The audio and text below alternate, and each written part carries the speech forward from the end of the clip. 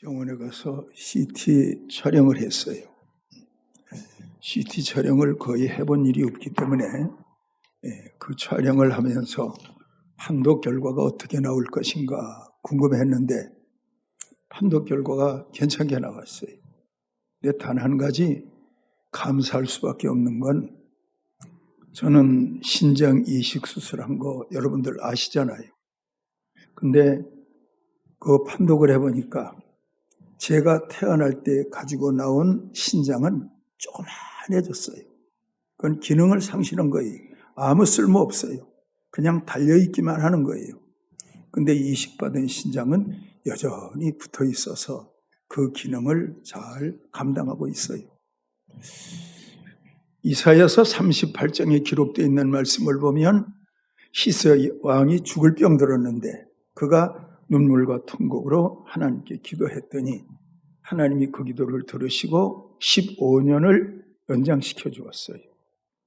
저는 다른 사람의 신장을 제 몸에 달고 살지만 히스기야 왕의 15년 연장된 생명을 거기에 비교해서 생각해 봤어요. 히스기야가 죽을 수밖에 없었는데 하나님께서 15년 연장시키니까 덤으로 살지 않았는가. 저도 부모에게로부터 물려받은 신장은 아주 작아져서 그 기능을 다 상실했지만 이제는 하나님께서 기적을 통해서 제게 선물하신 이 신장으로 지금 살고 있다. 그러니까 여러분들과 달리 여러분들은 하나님 앞에 더욱, 저는 하나님 앞에 더욱 감사하는 마음을 가지게 됐어요. 그러면 여러분, 제가 이식받은 신장으로 사는 것이 감사한 거예요? 자기 본인 신장을 가지고 사는 여러분들이 감사한 거예요? 한번 생각해 봐요. 제가 감사한 거요? 여러분들이 생각한 거예요?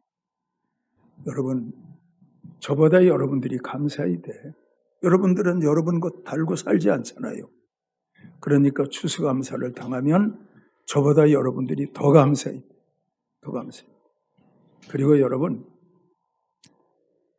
우리가 염려, 걱정 안 하지 않아도 우리 안에 있는 몸의 기능들이 다 움직이잖아요. 심장은 심장대로 움직이고, 간은 간대로 움직이고, 폐는 폐대로 움직이고, 모든 창자는 창자대로 움직이고, 몸의 기능들이 다 움직여요. 그것이 여러분들이 걱정한다고 움직이는 거예요? 스스로 움직이는 거예요? 스스로 움직이는 거예요. 그러니까 하나님께서 여러분과 제게 호흡을 주시니까 그 호흡이 들어가면서 모든 몸에 있는 장기들은 다 활발하게 움직이는 거예요. 근데 여러분들은 그런 것들에 대해서 감사해 본 적이 있어요? 하나님, 제가 걱정하지 않아도 몸에 있는 장기들이 다 움직입니다. 참 감사합니다. 그런 거 감사해 본 적이 있어요? 그거 감사하지 않아요. 그냥 당연한 것으로 생각하지. 어느 날 여러분들이 친한 어떤 지인을 통해서 선물 받았어요. 가격이 한 100만 원짜리는 돼요. 그러면 그것에 대해서 여러분들은 감사하죠. 아이고, 이게 얼마요? 100만 원인데요. 이야, 감사하다. 그건 감사하면서 내 몸 안에 있는 장기들이 활발하게 움직이는 건 이건 값으로 칠 수 없는 하나님의 생존적 차원에서의 선물인데 이런 감사는 잊어버리고 살 때가 많이 있잖아요. 그래요. 여러분 늘 감사하며 사시기를 축원해요. 오늘도 추수감사 은혜롭게 예배드리기 위해서 금식하시고 온 분도 있는지 아니면 그냥 가서 예배드리자 그렇게 해서 오는지 모르지만 그러나 여러분 감사한 것은 여러분들이 매 끼님 없는 그 밥에 대해서 어떻게 생각해요? 밥에 대해서. 밥 먹는 거 감사해요? 안 감사해요? 그게 뭐 감사해요? 당연한데. 안 믿는 사람도 밥 먹고 사는데 믿는 나도 밥 먹고 사는데 안 먹고 사는 게 뭐가 감사해요? 좀 물어봅시다. 사람이 죽을 때 못 먹어서 죽어요? 아니면 잘 먹는데 죽어요? 일반적으로 볼 때. 여러분, 사람은 밥 못 먹으면 죽는 거예요. 아시겠죠? 노인들이 사흘 정도만 굶으면요, 회복이 안 돼요. 다 돌아가셔요. 그런데 그분이 사흘을 안 먹었다 할지라도 미리 입맛이 떨어지기 시작한 것은 상당히 오래됐을 거예요. 그러니까 여러분, 돌아가시는 그분은 밥을 못 먹어 죽는 거지 그 사람 집에 금반지가 없어서 죽는 게 아니라, 밥을 못 먹어서 죽는 거지 그 사람이 아파트 평수가 좁아서 죽는 건 아니라니까. 잘 들어야 돼요. 그러므로 사람은 정말 귀한 본질은 잊어버리고 살아요. 아무것도 아닌 걸 가지고 거기에 감사하며 살고, 우리는 그렇게 살지 않습니까? 이스라엘 백성들이 애굽에서 나왔는데 애굽에서 가지고 나온 양식이 다 떨어져 버렸어요. 먹을 것이 없어요. 그 광야에서 어디에서 먹을 것 구하겠어요? 모세를 향해서 원망하잖아요. 왜 우리를 애굽에서 구원해 가지고 와서 이 광야에서 굶어 죽게 하느냐? 모세를 원망하잖아요. 모세가 하나님께 기도를 해요. 하나님, 애굽에서 이 백성 구원해 가지고 나오라고 하셨는데 광야에서 굶어 죽이면 어떡할 짱정입니까? 이방에 사는 모든 민족들이 여호와 하나님은 그 백성들을 애굽에서 인도하여 내더니 광야에서 굶겨 죽였다고 할 것 아닙니까? 모세가 아주 논리적으로 하나님께 항변하는 거예요. 하나님께서 걱정하지 마라. 내일 아침부터 해 뜨기 전에 만나를 내릴 것이다. 그래 그 백성들에게 만나를 내리셨어요. 만나. 그랬더니 그 백성들이 만나를 먹어보니까 너무 맛있는 거예요. 너무 맛있는 거예요. 그걸 그들이 이름을 지었는데 뭐라고 지었냐? 만나라고 지었어요. 무엇일까? 이게 만나의 뜻이에요. 무엇일까? 이게 무엇이지? 그게 만나의 뜻이에요. 너무 맛있으니까 이게 무슨 맛이야? 그런 것처럼 이게 뭐야 도대체? 그랬다니까요. 그런데 그들이 광야에서 만나를 먹고 하다 보니까 나중에는 만나에 대해서 불평이 가득해요. 모세를 향해서 또 불평해요. 만나, 이제는 입에서 냄새가 난다. 좀 다른 거 먹을 수 없냐? 메추라기 먹을 수 없냐? 다른 거 좀 맛있는 거 먹을 수 없냐? 그 사람들이 그래요. 감사해야 될 건데 그것이 만성어가 됐다니까. 그렇지요? 날마다 먹는 밥인데 만성어가 돼버리니까 그 밥에 대해서 감사한 줄 몰라요. 북한 동포를 생각하십시오. 그들에게는 쌀밥이 얼마나 귀한데, 우크라이나를 생각하십시오. 그들에게는 먹는 것이 얼마나 귀한데, 팔레스타인 가자 주민들을 생각하십시오. 그들에게는 먹는 것이 얼마나 귀한데, 그러므로 사람은 비교를 통해서 감사할 수 있고 비교를 통해서 열등의식을 느낄 수도 있는 거예요. 그러나 믿음 안에서 긍정적으로 비교하면 우리는 모든 것에 대해서 감사함으로 하나님께 영광 돌릴 수 있는 거예요. 자, 잘 들어봐요. 밥을 먹습니다. 밥을 먹는데 그 밥이 여러분들의 입에 들어오기까지 과정을 생각해 봤습니까? 밥, 마트에 가 쌀 사왔지 뭐. 그리고 압력밥솥에 넣으니까 밥이 됐지 뭐. 이겁니까? 자, 마트에 쌀이 있어요. 사왔어요. 근데 그 쌀 농사 지은 사람이 어딘가에 있어요, 없어요? 어딘가에 있을 거예요. 그분이 벽실을 모로 심고 그렇게 해서 그것을 농사를 지어가지고 그것을 다 탈곡해서 마트에 내다 팔았어요. 그러니까 우리가 그 쌀 먹고 있는 거예요. 짧게 보면 농사를 짓는 농부에게 감사해야 돼요. 짧게 보면. 그러나 하나님께서 사계절을 주시고 하나님께서 여름 주시고 하나님께서 햇빛과 비를 주시고 이런 모든 과정 하나님이 주셨으니까 농부가 농사를 지었지. 하나님이 계절을 주시니까 햇빛을 주시고 비를 주니까 그래서 농사를 지었지. 그래서 쌀이 연걸었지. 그래서 우리가 입에 밥이 들어갔지. 그렇게 생각할 수 있잖아요. 자연을 감사하잖아요. 자연 속에서 농사지니까. 그런데 본질적으로 또 감사한 건 뭐예요? 창세기 1장 11절 12절에 보면 씨 가진 열매를 하나님이 만드셨다. 씨 가진 열매. 창세기 1장 11절 12절에 그때 하나님이 벽실을 만들었을 것이다. 전 그렇게 생각해요. 그러고 보면 우리는 한 숟갈의 밥을 먹으면서 하나님 앞에 근본적으로 깊이 들어가 보면 하나님의 은혜요, 아니요? 하나님의 은혜지. 참 감사하지. 그리고 그 밥을 못 먹어서 대한민국에 중환자실에서 밥을 못 먹고 죽어가는 사람들이 얼마나 많은데, 세계 만방에 밥 못 먹어서 죽어가는 사람들이 얼마나 많은데, 그런 거 생각하면 세 끼니 음식을 먹으면서도 우리는 하나님께 감사해야 돼. 아시겠죠? 쌀 파는 마트에 감사해야 되지. 농사짓는 농부에 감사해야 되지. 사계절 주신 하나님께 감사해야 되지. 근본적으로 들어가면 창세기 1장 11절 12절에서 벽씨를 만든 씨 가진 열매 만드신 그 하나님 앞에 감사해야지. 그러니까 우리는 먹고 마시는 이 문제에 대해서 감사하며 사실 수 있는 여러분들이 되어야 돼요. 그런 은혜 있기를 축원합니다. 그런 은혜 있기를 축원합니다. 그래서 히브리서 3장 4절에 보면 집마다 지은 이가 있으니 만물을 지으신 이는 하나님이시라. 만물, 자연 만물, 벽시만이 아니고 자연 만물, 해를 지으시고 달을 지으시고 바다를 지으시고 땅을 지으시고 모든 것 다 지으신 하나님이 있기 때문에 농부의 수고도 거기에 보조를 맞추어서 농사짓고 사는 거예요. 그러므로 여러분, 정말 우리는 세 끼 음식을 먹을 때 오늘 말씀을 기억하면서 깊이 본질적으로 들어가서 생각하면 그냥 밥을 먹으면서 그게 아니죠. 하나님 앞에 깊이 감사함으로 세 끼니 음식을 먹게 될 거예요. 그런 은혜 있기를 축원해요. 우리 한번 따라해봐요. 주여, 세 끼 음식을 먹는 것이 제게 하나님이 주시는 건강의 선물이 되게 하옵소서. 음식 안 먹으면 건강할 수 없잖아.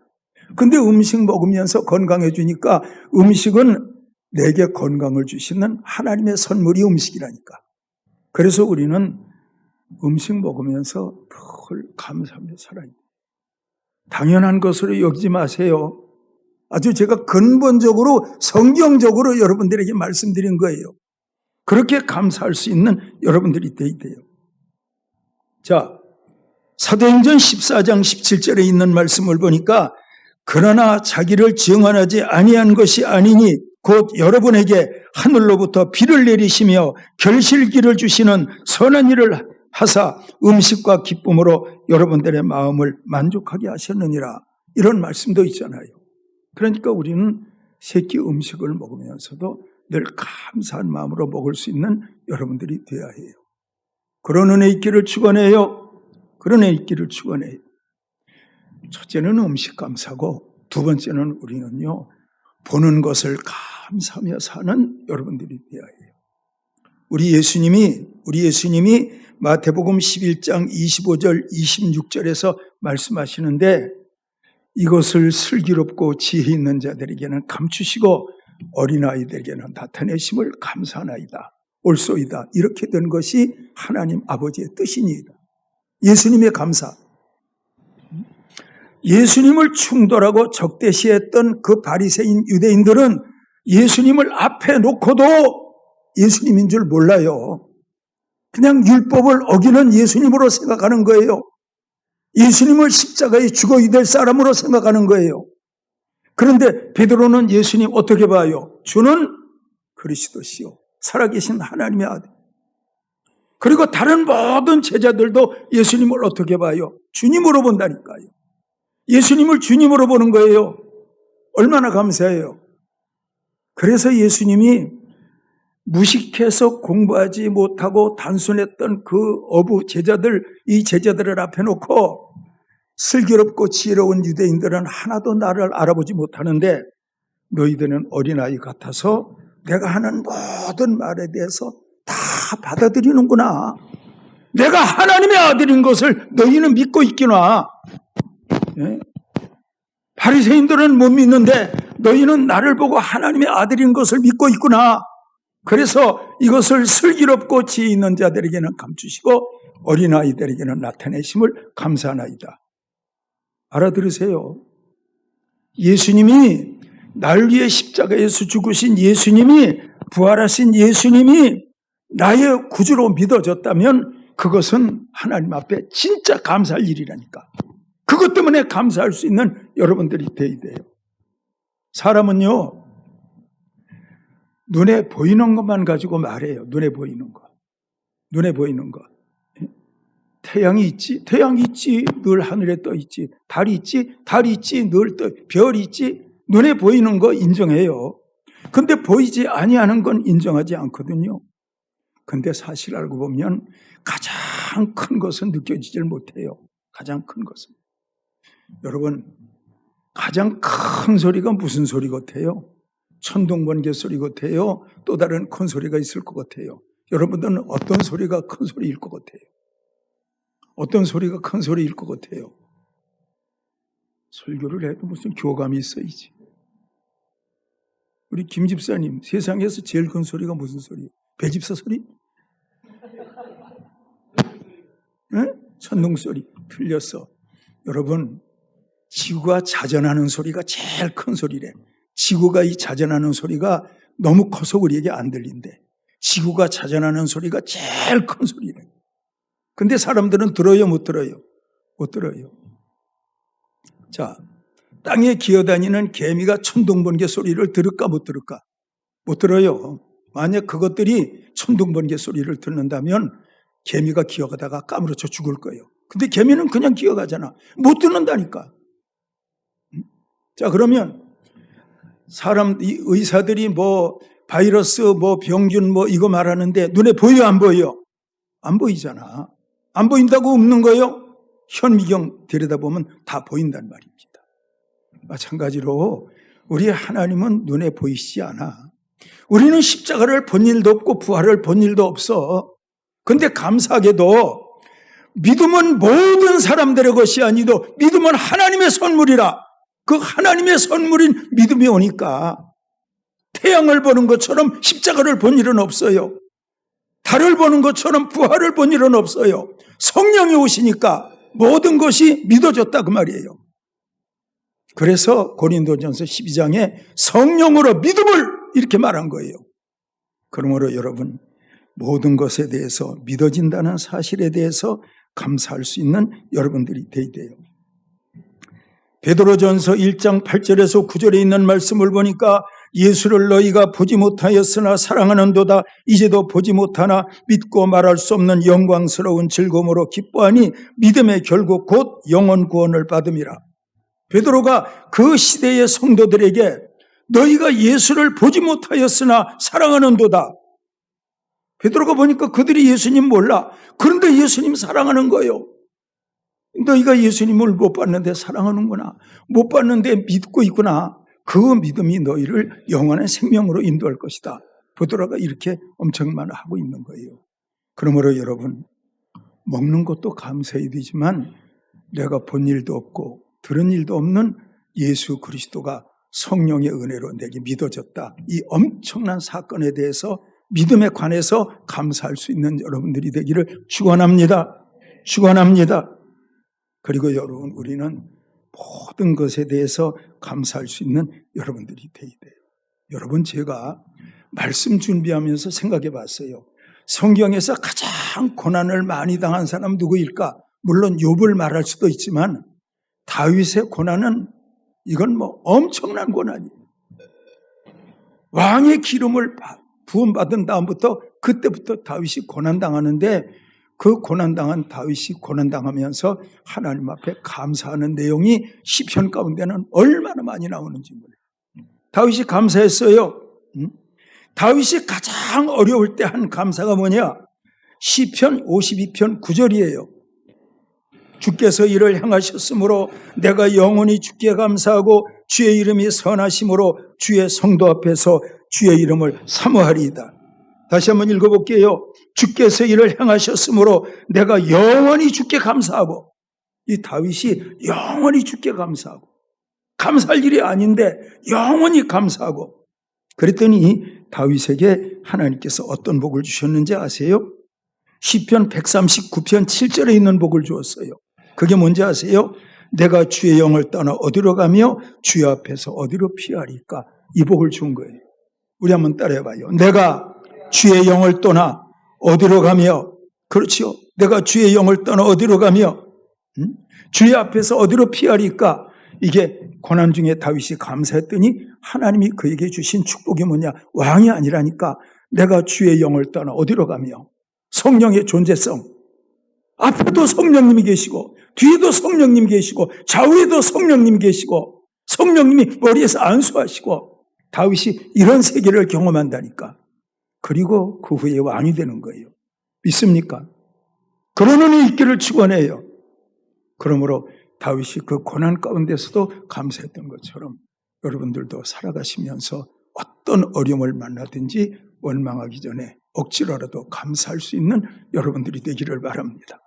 우리 한번 따라해봐요. 억지로라도 감사하면 나중에는 스스로의 감사가 된다.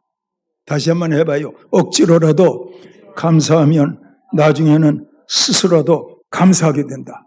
그렇죠. 억지로 감사하는 사람은 나중에 스스로 감사가 우러나온다니까. 그런 은혜 있기를 축원해요. 마지막으로 우리는 그의 문을 감사해야 돼. 조금 전에 본문에서 읽었잖아요. 감사함으로 그 문에 들어가며 감사해야 돼. 그 궁정에 들어가서, 물론 이 말씀은 다윗에게 있어서 궁정이 어떤 것을 의미하는지는 제가 자세히는 말할 수가 없겠지만, 그러나 다윗은 늘 성령 안에서 신앙생활하면서 땅에서 발을 붙이고 살았지만 성령으로는 하나님의 궁정을 누리면서 살았다. 알아들으시기를 바랍니다.